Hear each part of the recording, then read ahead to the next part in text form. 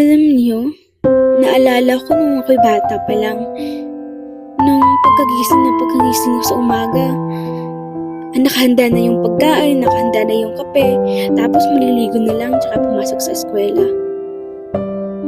Tapos, alam mo yung pag-uwi sa hapon, na pagdating mo sa bahay may kape, tapos may pagkain. Yung andun yung mga kapatid mo, andun yung nanay mo, yung tatay mo. Yung panahon na hindi mo lubos maisip yun na ang swerte mo nun. Tapos may mga panahon din na naiiwan kami ng maaga kasi nandun sila papa sa bukid nagsasaka. Tapos alam mo yung time na yun, pinapractice pala tayo kasi darating yung oras na yung mga panahon na sabay-sabay kayong kumain, nag-aaway pa kayo sa mesa dahil alam mo yung kulang sa ulam or short, ganun.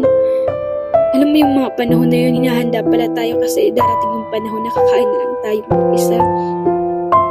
Babangon tayo na wala yung nanay at tatay natin, lalo kapag nasa kolehiyo ka na, malayo sa lugar mo. Luluto na lang tayo para sa sarili natin. Pagbangon mo, kailangan mo gumalaw, magluto, maligo. Alam mo yung wala na nagagalit sa'yo na ito, ganun. Maligo ka na, kumain ka na, kanda na yun. Ang ba't tagal mong maligo, ganun. Kasi darating yung panahon na yung sama-sama kayong kumain, ikaw na lang mag-isa yung kumain. Yung kumakain kayong lahat kasi pagkatapos papatayin na yung ilaw kasi nauubos na yung gas. Sa bukid kasi noon kami nakatira. Hindi na yun mauulit. Hindi ko man lang lubos maisip na nung panahon na yun, napakaswerte ko kasi magsama-sama kami.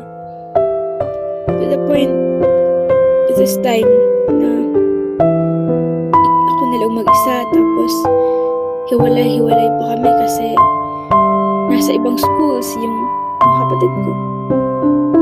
Nakakalungkot na isipin, pero ito yung reality.